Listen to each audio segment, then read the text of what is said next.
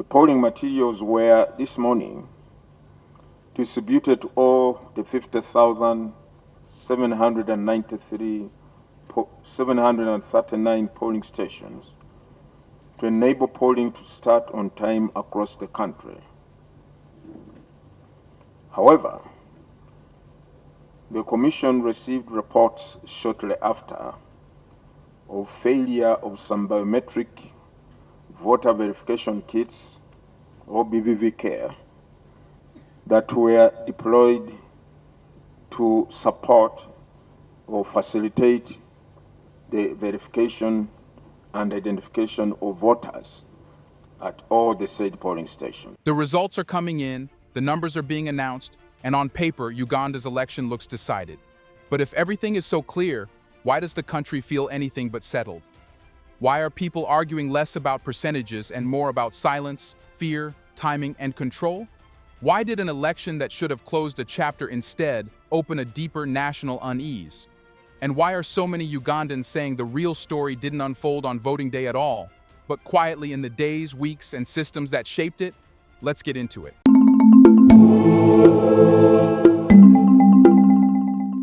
Before a single ballot was cast, before queues formed and results graphics lit up television screens, Uganda's election entered an unusual phase, not of chaos, but of quiet. And that quiet is where many people now believe the story truly began. In the modern political world, elections are noisy by design. They generate arguments, rumors, corrections, videos, live streams, screenshots, counterclaims, and instant rebuttals. Noise is not a flaw of democracy. It is one of its safeguards. It allows lies to be challenged quickly, irregularities to surface immediately, and power to feel watched. In Uganda's case, that noise was deliberately dampened. As voting approached, restrictions on internet access and digital communication took hold. Official explanations framed this as a preventive measure, a way to stop misinformation, foreign interference, and potential unrest. On paper, it sounded administrative. On the ground, it felt surgical. The channels through which citizens normally compare experiences, journalists verify incidents, and opposition parties coordinate polling agents were suddenly unreliable or absent. This did not stop the election, it reshaped it. Without stable communication, polling agents could not easily report problems from distant stations. Journalists struggled to publish real-time observations. Citizens could not quickly confirm whether an issue they witnessed was isolated or widespread. Each person was left inside their own small bubble of experience, unable to see the full picture. That isolation is powerful. It turns uncertainty into exhaustion, and exhaustion into disengagement. Everyone wanted to change, but it looked like a dream again. The executive director at the Center for Constitutional Government confirmed it. Take a look. The state wants it to be a ritual, but the citizens have made it a real contest. And when you analyze data, districts with the highest voter population are all in favor of opposition and change. The urban centers in Uganda are in favor of change. The demographics, Uganda being one of the youngest countries in the world, are in favor of change. Crucially, silence does not announce itself as repression. It feels technical, temporary, almost reasonable. That is why it is so effective. By the time voting began, the environment had already shifted from open contest to managed process, not through dramatic crackdowns, but through absence. This absence also changed how people interpreted what followed. When preliminary results began circulating, many Ugandans were not immediately focused on whether the numbers were high or low. They were focused on how little independent confirmation existed. In a context where verification tools are limited, every announcement feels one step removed from reality. Trust erodes not because fraud is proven, but because transparency is weakened. Importantly, this silence did not affect all actors equally. Established power structures already possess internal communication systems, institutional access, and security coordination. Opposition movements, independent journalists, and civil society groups rely far more heavily on open networks to function. When those networks shrink, the imbalance grows, quietly but decisively. So these elections were no different from past elections. Like Museveni looks down on past elections, the world is looking down on these as well. Now, this has been the struggle of NRM since 1960. Because long before your parents were born, I was around and already active. And we have been having a problem of from that time. UPC was cheating that time. Kawaka Yaka. I was in DP. DP was not so much inactive. It had other problems. This is why many Ugandans now argue that the election did not start on voting day. It started the moment the public conversation was narrowed. By the time ballots were cast, the informational terrain had already been shaped in a way that favored control over the contest. And once silence set the tone, the next question became unavoidable. When people finally went out to vote, how did that controlled environment change what voting itself felt like? When voting day arrived, Uganda did not wake up to tanks rolling through the streets or an officially declared state of emergency. Instead, it entered something more ambiguous, a landscape where security was everywhere, yet nothing was formally wrong. And that ambiguity is exactly what made the impact so powerful. Across key areas, particularly in politically sensitive zones, the visibility of soldiers and armed police was impossible to ignore. Official messaging emphasized stability, order, and protection of the process. But for many voters, the presence of a uniformed force did not feel neutral. It felt directional. It changed how people approached polling stations, how long they stayed, and how confident they felt about observing, questioning, or reporting irregularities. Security does not need to block a door to influence behavior. Its mere presence recalibrates risk. For some voters, that meant deciding whether it was worth standing in a long queue under watchful eyes. For others, it meant choosing silence over complaint when delays occurred or equipment failed.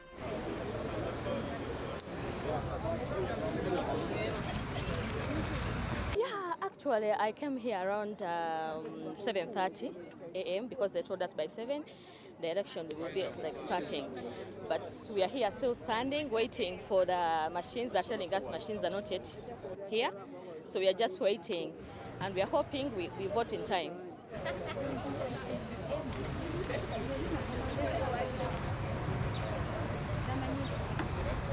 The election continued, but the emotional environment in which it unfolded shifted from civic participation to cautious compliance.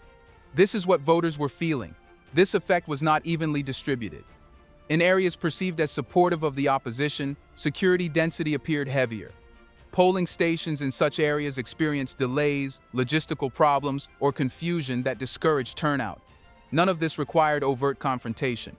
Time itself became a tool. The longer people waited, the more likely they were to leave. The process filtered participation without openly denying it. Polling agents, the quiet backbone of electoral credibility, also felt this pressure. Reports circulated of opposition-affiliated agents struggling to access stations, being restricted in their movement, or operating under constant surveillance. When agents cannot confidently observe, document, and challenge procedures, the chain of accountability weakens. The vote count may still occur, but its credibility becomes fragile.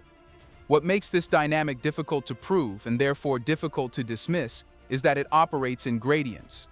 There is no single moment where the election visibly collapses. Instead, it bends.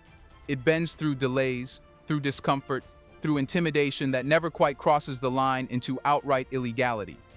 This is how modern electoral control often works, not by stopping voting, but by shaping who persists.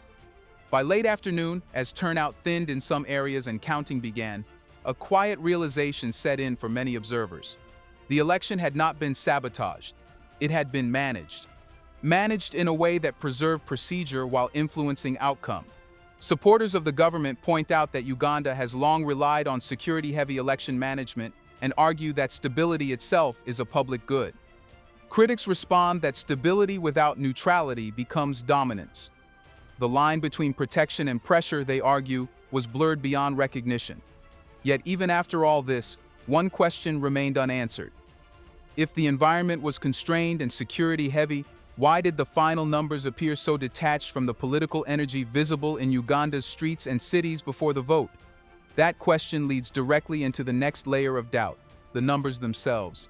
As provisional results began circulating, one feeling spread faster than celebration or outrage: disbelief. Not shocked at who was leading, but confused at how decisively the numbers seemed to close a contest that, on the ground, had felt anything but settled. In the months leading up to the election, Uganda's cities had been loud. Youth frustration was visible, not abstract. Economic pressure, unemployment, rising costs of living, and political fatigue had created a restless energy that expressed itself through rallies, music, symbolism, and street-level conversations. This was not quite dissent. It was emotional, generational, and public. Many expected that energy to register clearly once the votes were counted. That's what Bobi Wine was expecting. This love is the fuel that keeps us going. Many times, as you have seen, they are hounding us. They are beating us left, right, and center. They are tear gassing us. They pepper spray us. They even shoot live bullets at us. Every day, there are 99 reasons for us to give up because it's dangerous. But there's one big reason for us to keep going. That is the love, the motivation. Instead, the results painted a picture of overwhelming continuity, a dominant margin, a familiar outcome. To government supporters, this made sense. Uganda remains largely rural, they argued, and rural political loyalty is shaped by long-standing networks, local power brokers, and historical narratives of stability. Urban noise, in this view, simply does not translate into national numbers. But for critics, that explanation felt incomplete. Not necessarily wrong, but insufficient. The issue was not that the incumbent led. It was that the scale of the lead seemed to erase visible tension. Elections rarely neutralize emotion so completely unless something has filtered participation. When political enthusiasm does not map onto electoral outcomes, people start asking whether the system accurately captured sentiment or quietly edited it. This is where doubts shifted from allegations to interpretation. Many Ugandans did not immediately accuse the count of being fabricated. Instead, they questioned the pathway from public mood to final tally. How did delays, security pressure, limited communication, and restricted observation combine to influence turnout patterns? How many people disengaged rather than confront an intimidating process? How many voices never reached the ballot box at all? Numbers do not speak for themselves. They speak through conditions. Another source of unease came from timing. Results began emerging in an environment where independent verification was already strained. Without robust parallel reporting, early figures hardened into perception quickly. Once a large lead appears, momentum changes. Contestation feels futile. Public reaction shifts from expectation to resignation. This psychological effect matters. Elections are not just tallies, they are shared national moments. When that moment feels disconnected from lived experience, trust frays. People stop asking, "Did my candidate win?" and start asking, "Did my participation matter?" Importantly, this skepticism did not stay confined to opposition circles. Even some supporters of the outcome acknowledged, quietly, that the scale of victory raised questions about process rather than popularity. That kind of doubt is corrosive because it does not come from losing. It comes from uncertainty. The result was a strange emotional stalemate. Officially, the country had a clear direction. Socially, it felt unresolved. The numbers closed the election, but they did not close the argument. And when numbers fail to convince, the burden shifts to those who witnessed the process, the journalists, observers, and institutions meant to explain what really happened. But what if those witnesses themselves were constrained? That question brings us to the next fracture in trust, the pressure placed on those whose job was to watch. Let's pause for a second to say, big thank you to the Black Culture Diary community, where Black voices, stories, and legacies are preserved and amplified. By becoming a member, you're not just supporting the channel. You're becoming part of a powerful cultural movement. Let's continue. At this stage of the election, the debate moved into dangerous territory, not because of what was proven, but because of who could still credibly explain what had happened.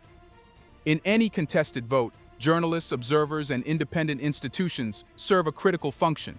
They translate chaos into a record.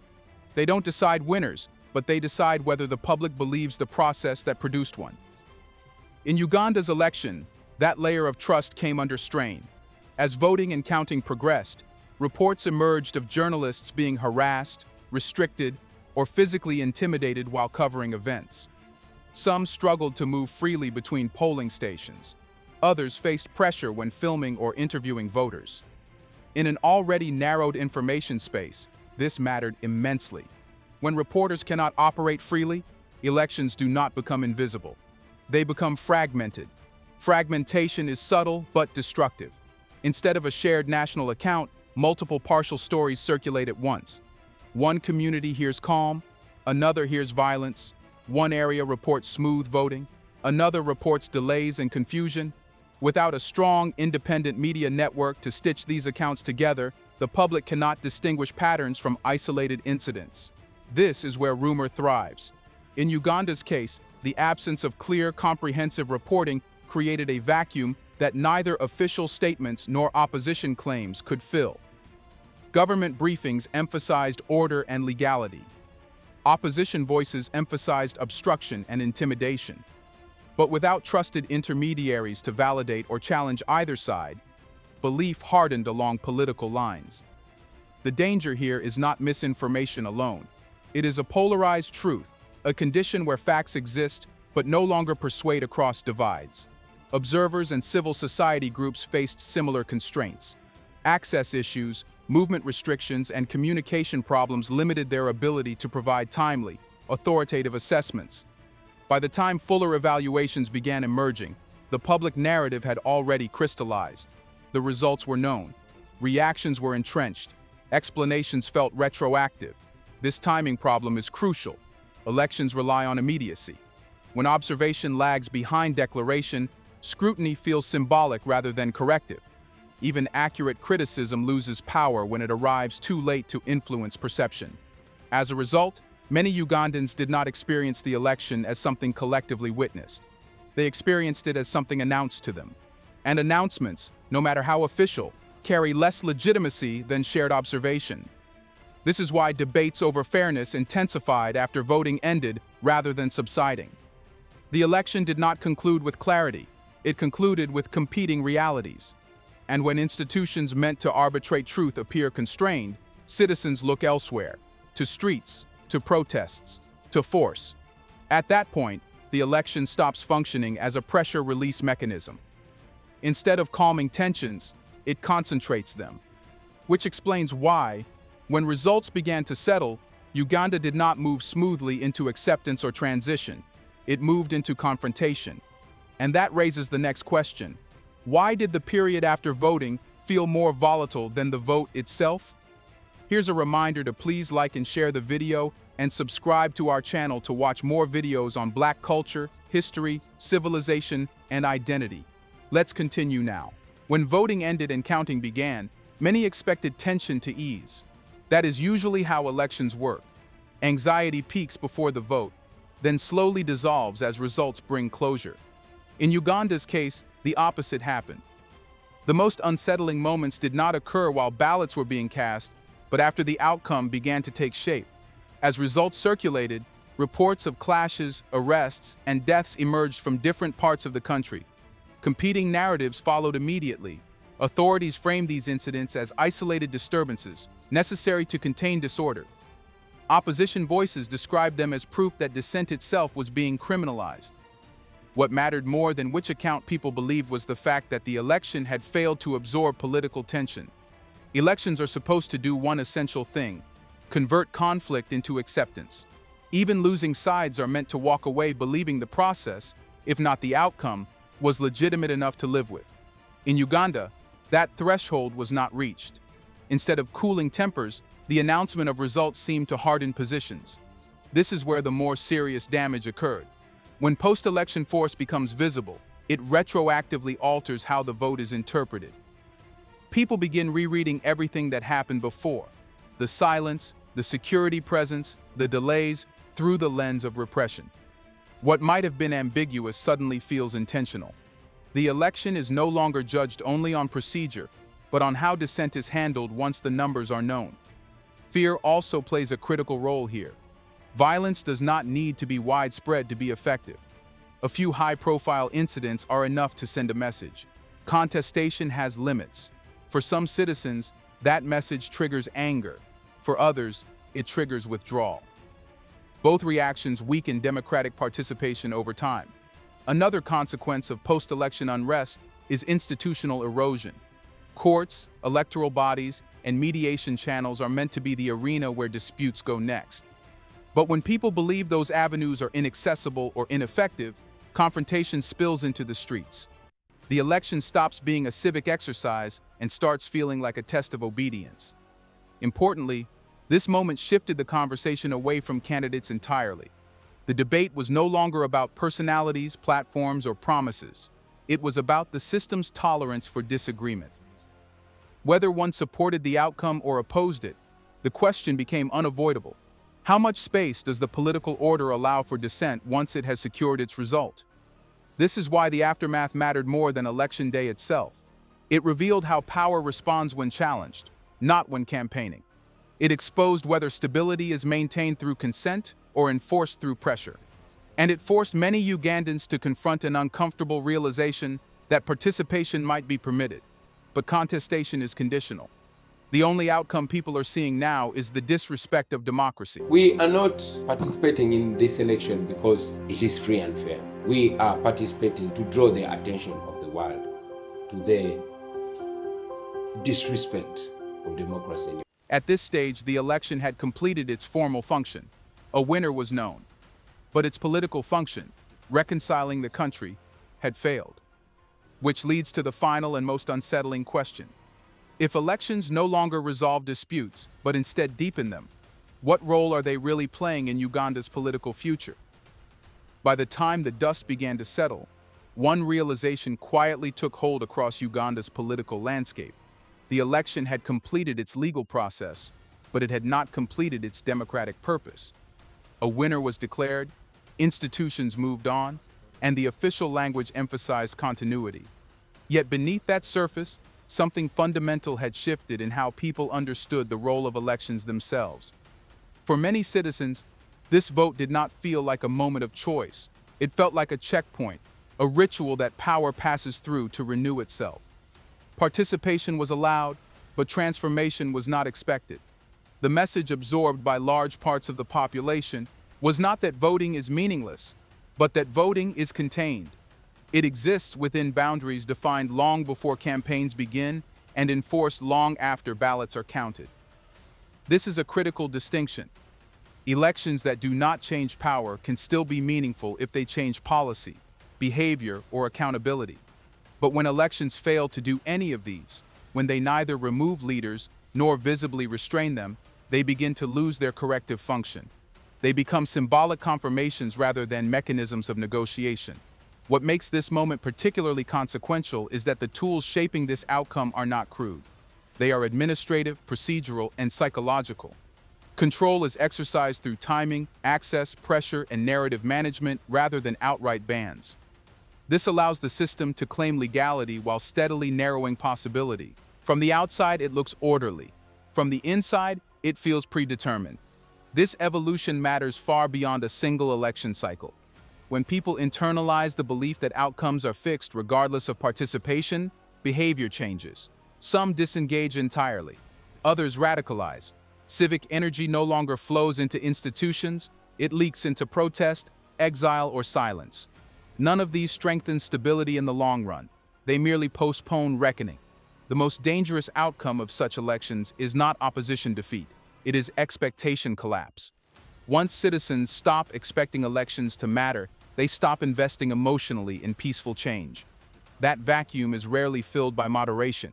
History shows it is filled with confrontation, cynicism, or authoritarian acceptance. At the same time, the system itself becomes more fragile. Power that must constantly manage participation rather than respond to it grows defensive. It relies increasingly on control rather than consent. Over time, even genuine support becomes harder to distinguish from compliance. This is why Uganda's election is being discussed less as an isolated event and more as a signal about where politics is heading when elections survive, but democracy thins, when procedures remain intact, but meaning erodes, when voting exists, but the choice feels abstract. The unresolved tension left behind is not about who governs Uganda today. It is about whether future elections will still offer a credible path for change, or whether they will continue to function as carefully managed confirmations of an already decided order. And if elections no longer serve as a bridge between power and the people, how long can that distance keep growing before something breaks? Let us know in the comments section. Will people fight for democracy and their rights? Do you want to watch more videos like this one? If so, subscribe to our channel and press the bell icon next to it. We have decided to bring videos on something nobody talks about: the Black culture, civilization, history, and evidence about how glorious Blacks have been. Thanks for watching, and until the next video, stay tuned.